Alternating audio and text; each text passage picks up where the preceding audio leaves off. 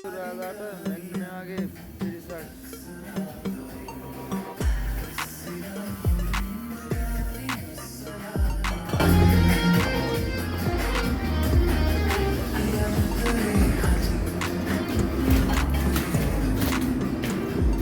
පසුදෙකේ මේ වගේ වැඩ ටිකක් තියෙනවා. ඉතින් ඔයාලට බලා ගන්න පුළුවන්. අද තාම වැඩ ස්ටාර්ට් කරලා. ඉතින් ඔය වගේ වැඩ ටිකක් තියෙනවා. නයිට් එකේ මේ මැෂින් පිරිසිදු කරන්න ඕනේ, මේ මැෂින් ගන්න ඕනේ, මේ මැෂින් පිරිසිදු කරන්න ඕනේ. ඉතින් සෙන්සරයිසර් කියන්නේ මේ හැම රෙස්ටුරන්ට් එකකම මාරම් බිසි. ඉතින් අනිත් දවස්වල ටිකක් අඩුයි. ඉතින් අද වගේ දවස්වල සාමාන්‍ය busy. Hello guys, ඉතින් මම පෙන්වන්න හිතුවා ඔයාලට රෙස්ටුරන්ට් වල මොන වගේ වැඩද තියෙන්නේ කියලා. ඉතින් ගොඩක් කට්ටියට අයිඩියා එකක් නැහැ මොන වගේ වැඩද තියෙන්නේ. ඉතින් මම ඔයාලට පෙන්වන්න කොහොමද රුසියාවේ ගොඩක් රෙස්ටුරන්ට් වල මේ හා සමානයි. ඉතින් ඔයාලට කොහොමද කියලා පෙන්වන්න. මොයිකා කියලා තියෙනවා, කත්ලා කියලා තියෙනවා. ඉතින් ඔයාලට ආවම පස්සේ දැනගන්න පුළුවන්.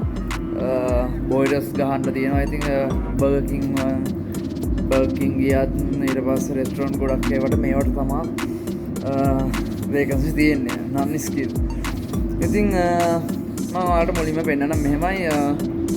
මුලින්ම ගත්තොත් එහෙනම් අපි ඉන්නේ මේ මොයිකා කියන එකේ. ඉතින් ඇත්තටම ජොබ්ස් තියෙනවා. ඉතින් මේ ට්‍රේ තියෙනවා. ඉතින් මේක නම් අපි වැඩ කරන එකේ නම් ට්‍රේ ගොඩාක් තියෙනවා. මේ ට්‍රේ ටික මේකේ හොදන්න තියෙන්නේ. ඊට පස්සේ ඔයාලට පේන දේ අර ග්ලාස් ටික මේ ට්‍රේ උඩ තියෙන ට්‍රේ. මේ ට්‍රේ වලට ගහන්න තියෙන්නේ. මම ඔයාලට වැඩ කරන වෙලාවක ෆොටෝ එකක් ගන්නවා ඩේ එකේ. එතකොට මේ මැෂින්ස් තියෙන්නේ. මේ මැෂින් වල ඔයාලට පේනවද දන්නේ නැහැ. මේ මැෂින් වලට දැන් වොෂ් කරලා තියෙන්නේ. ගෙනත් තිබ්බහම පස්සේ ඉබේ වොෂ් වෙනවා. වොෂ් වුණාන් පස්සේ මේක ගෙනල්ලා තිබ්බහම පස්සේ තව එක්කෙනෙක් අදින් අඩු කරනවා පී දාලා. එතකොට මේකේ වැඩ කිහිපයක්ම තියෙනවා. එතකොට මේ ග්ලාස් පැත්ත. ග්ලාස් එකේ වෙන්නේ මේ ටික. ඊට පස්සේ ඔයාලට මේ පැත්තෙන් එනවා, මේ පැත්ත දෙන්නෙක් එනවා ප්ලේට් එනවා. ඔයාලට ප්ලේට් ඒකෙත් මේ වගේම ට්‍රැක් තියෙනවා. ට්‍රැක් වල මෙන්න මේ දැන් මේ ඔක්කොම සුද්ධ කරලා තියෙන්නේ. මේ ප්ලේට්ස් සුද්ධ කරන්න වෙනම කට්ටියක් ගන්නවා. ඒ කියන්නේ වෙනම එහා පැත්තට දෙන්න හෝ එක්කෙනා දානවා. ඊට පස්සේ යාලා සුද්ධ කළ ප්ලේට් ඩස්ට්බින් වලට දාලා හිස් ප්ලේට් එක මෙතනින් තියෙනවා. ඊට පස්සේ මෙතන එක්කෙනෙක් ඉඳලා ඒ ටික අඩු කරලා මේකෙන් වතුර පාරක් ගාලා මේක ඉබේ වොෂ් වෙලා එනවා එළියට. ඊට පස්සේ එක්කෙනෙක් මෙතනින් ඉඳන් අරගෙන මේ ආකාරයට මෙතන ගහනවා සෙට් එක. ඉතින් මේකේ පියන්වර කිහිපයක්ම තියෙනවා. ඉතින් ඒ වගේ තමයි මේකේ ජොබ්ස් කිහිපයක්ම මෙතන රන් වෙනවා. එක්කෙනෙක් විතරක් නෙමෙයි. ට්‍රේ අස් කරන්න කට්ටියක් ඉන්නවා. ග්ලාස් වලට එක්කෙනෙක් ඉන්නවා. ග්ලාස් පී දාන්න තව එක්කෙනෙක් ඉන්නවා. ඉතින් ගොඩක් දුරට සෙන්සුරාම බිසි. සෙන්සුරා එදිලා මාරු දවස් කියන මාරම් බිසි. එතකොට තව මැෂින් එකක් තියෙනවා මේකේ. මේ මැෂින් එක තියෙන මේ හැඳි ටික ගන්න. හැඳි ටික මේක වතුර පාරක් අල්ලලා දාලා මේ මැෂින් එකට දැම්මහම පස්සේ ඉබේ වොෂ් වෙලා එනවා. ඉතින් පසුදෙකේ තියෙන මේ වගේ වැඩ තමයි හැම රෙස්ටුරන්ට් එකකම තියෙන මේවා. ගොඩ දුරට මැෂින් තියෙනවා නැත්නම් මැනුවල් හොදන්න තියෙනවා. ඉතින් ඒ වගේ වැඩ තමයි තියෙන්නේ. ඉතින් මේ රෙස්ටුරන්ට් එකේ ගොඩක් දුරට මේ තමයි බුල් කියලා රෙස්ටුරන්ට් එකක්. රුසියාවේ මම හිතන්නේ තියෙන ලොකුම බුල් කියන රෙස්ටුරන්ට් කැටගරිය ඇතුලේ ලොකුම රෙස්ටුරන්ට් එක මේක. මේ වගේ තමයි මේකේ වැඩ ටික වෙන්නේ.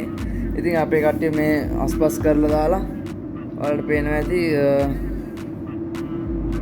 කොහොමද කියන එක. ඉතින් මම ඔයාලට පෙන්නන්න කත්ලා එකේ කොහොමද වෙන්නේ කියලා. කත්ලා එකේ තියෙන වැඩ කිහිපයක්ම කත්ලා එකේ මේකේ නම් දෙන්නෙක්ටයි වැඩ තියෙන්නේ. දැන් සුද්ධ කරලා තියෙන්නේ.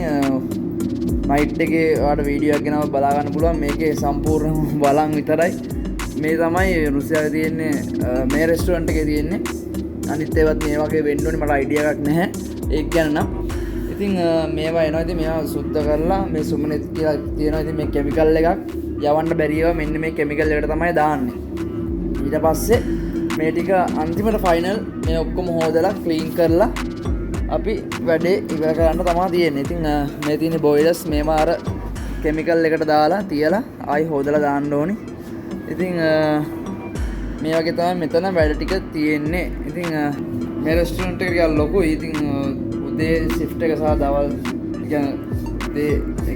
දේ වරුවයි නයිට් එකේ shift දෙකකට දුවන්නේ. එතකොට උදේ කට්ටිය එක දිගට වැඩ ගන්න තියෙනවා. ඊට පස්සේ නයිට් එක කට්ටිය එනවා. ඉතින් නයිට් එකේ ඉඳන් නයිට් එක තමයි සුද්ධ කරලා ඒ වැඩ ටික කරන්නේ. ඉතින් මෙහෙම තමයි ඉතින් මේ විදිහට තමයි මේ රෙස්ටොරන්ට් එකේ මොයික එක සහ කත්ලා එක රන් වෙන්නේ. ඉතින් ඔයාලට පොඩි අයිඩියා එකක් ගන්න මම මේ වීඩියෝ එක දැම්මේ. ඉතින් ගොඩක් කට්ටිය අහලා තිබ්බා සැලරිස් කොහමද කියලා. සාමාන්‍ය එක shift එකකට මම නැවත කලින් වීඩියෝ එකක් දැම්මා මේකට. එක shift එකකට සාමාන්‍ය රෙස්ටොරන්ට් වල මේ හැම එකක්ම රන් වෙන්නේ man power හරහා. ඉතින් man power එක සාමාන්‍ය 3500 යන රේන්ජ් එකේ තියෙනවා. සමහර කත්ලේකේ 3500, එතකොට සමහර 3300 ගෙවන්න පුළුවන්. එතකොට මොයික එකේ 3000 දැනට ඊට වැඩි ගෙවන්න තනුත් ඇති මම දන්නේ නැහැ. එතකොට ඩිරෙක්ට් යන ඒවාත් තියෙනවා. සමහර රෙස්ටොරන්ට් මෑන් පවර් නැති ඒවා 4000 ගෙවන තැන් තියෙනවා, 4500 ගෙවන තැන් තියෙනවා. ඉතින් ඒක හොයාගන්න තියෙනවා. ඉතින් පොඩ්ඩක් ඉතින් ඇවිල්ලා වැඩ කරන ගමන් පොඩ්ඩක් බලන්න ඕනේ තියනවාද කියලා. ඉතින් ඒ වගේම සමහර මෑන් පවර්ස් පඩි ගෙවන්න නැති ප්‍රශ්න තියෙනවා. ඉතින් ඇවිල්ලා ඔයාලා වැඩ කරනකොට පොඩ්ඩක් වැඩ ගන්න කලින් මෙතන පඩි ගෙවනවාද ඒ විස්තර පොඩ්ඩක් ඔයාලා බලන්න. වැඩ කරන කට්ටිය ඉන්නන වැඩ කරන එයාලගෙන් පොඩ්ඩක් විස්තරයක් දැනගන්න.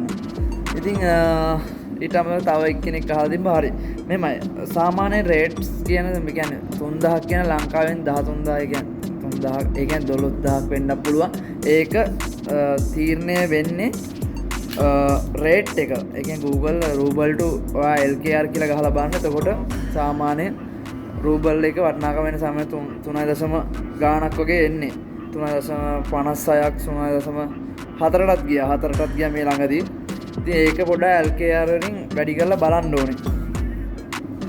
එතකොට තමයි හරි රේට් එක හරි ෆිට්ස් ගාණක් නෑ මෙහෙමයි කියලා. ඉතින් මේ අයිඩියා එක ඔයාලට ෂෙයා කරන්න හිතුවේ. ඉතින් ඇවිල්ලා මොනවාද ජොබ්ස් තියෙනවා. ඒ කියන්නේ කැටගරිස් ගොඩකින් තියෙනවා. මම ඉන්න කැටගරියෙන් මම ඔයාලට දෙන්න හිතුවා මොනවාද මේ රෙස්ටොරන්ට් ෆීල්ඩ් එකේ තියෙන ජොබ්ස් කියන එක. ඉතින් මීට වඩා උඩට ගියා ලැන්ග්වේජ් එක හදාගත්ත පස්සේ උඩට යන්න පුළුවන්. ලැන්ග්වේජ් එක සහ වීසා ඩොකියුමන්ට් කියන දේවල් මාර ඉම්පෝර්ටන්ට්. උඩට යන්න ඉතින් ඒකයි මම කියන්නේ ඉගෙන ගන්න එක නතර කරන්න එපා. හොඳට ඉගෙනගෙන ලැන්ග්වේජ් එකත් හදාගෙන ඔයාලට වැඩ කිරීමේ හැකියාවක් තියෙන මේ වගේ තැන්වල නෙමෙයි. ඉතින් අර පාර්ට් ටයිම් අනිවාර්යෙන් කරන්න එපා.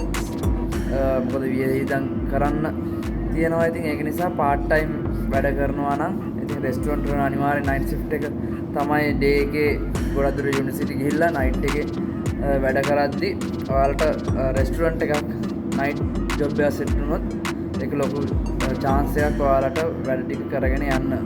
එතකොට හම්බ කරන්නම එනවා නම් ඔයාලා ජොබ් වීසා එකකට එනවා නම් වඩාත් හොඳයි. මොකද এডুকেෂන් ඇවිල්ලා මාරම කට්ටක් ගන්න තියෙනවා. මොකද වීසා එක ගහන්න තියෙනවා. වීසා ගහන්නත් ඒ කියන්නේ ඩිග්‍රී එකට දැම්මොත් නම් ප්‍රශ්නයක් නැහැ. නැත්නම් ලැන්ග්වේජ් ප්‍රෝග්‍රෑම් එකකට ගොඩක් කට්ටිය එන්නේ.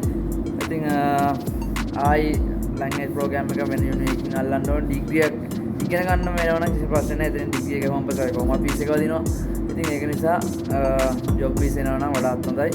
එඩියුකේෂන් බැලලාවත් කරන්න වැඩක් නැත්නම් එඩියුකේෂන් එන්නේ. එඩියුකේෂන් ආවත් කොහොමද කට්ටක් කාලා තමන්ගේ ගේම ගහ ගන්න. ඔයාලගේ අතේ තමයි ඒක ඩිපෙන්ඩ් වෙන්නේ. ඉතින් කාගේවත් මත්තේ යැපෙන්න බලාගෙන ඉන්න එපා. තමන් ස්වාධීනව තමන්ගේ මැච් එක ගහන්න තමන්ට පුළුවන් වෙන්න ඕනේ. ඉතින් ප්‍රශ්න තියෙනවා, ගැටලු තියෙනවා, ඒක ඕනම රටක තියෙනවා. ඉතින් වෙන රටක් ඇත්තම නැතුව දැන් මේ රටට ඒ කියන්නේ ට්‍රයි කරලා හරි ඊසි පාත් එකේ එන්න පුළුවන්කම නිසා හරි මේ රටට ආවම පස්සේ තමන්ගේ මැච් එක ගාලා ඉතින් එයාට එක එක්කෙනාගේ පර්පස් ගොඩක් වෙනස්. ඉතින් මම කොමන්ලි මොටිවේට් එකක් දෙන්නේ කොහේ ගියත් තමන්ගේ මැච් එක ගහන්න තමන්ට ආත්ම විශ්වාසයක් ඇති කරගන්න ඩිපෙන්ඩ් වෙන්න අනේ මාව මේ ඒජන්සියෙන් ගෙනත් ආවා හරි මාව අතෑරියා මෙතනින් එහාට ජොබ් කරගන්න බෑ මෙහෙම කියලා නාහෙන් අනකට ඒජන්සි කට්ටියට බැනවත් එහෙම ඉඳලා තේරුමක් නැහැ.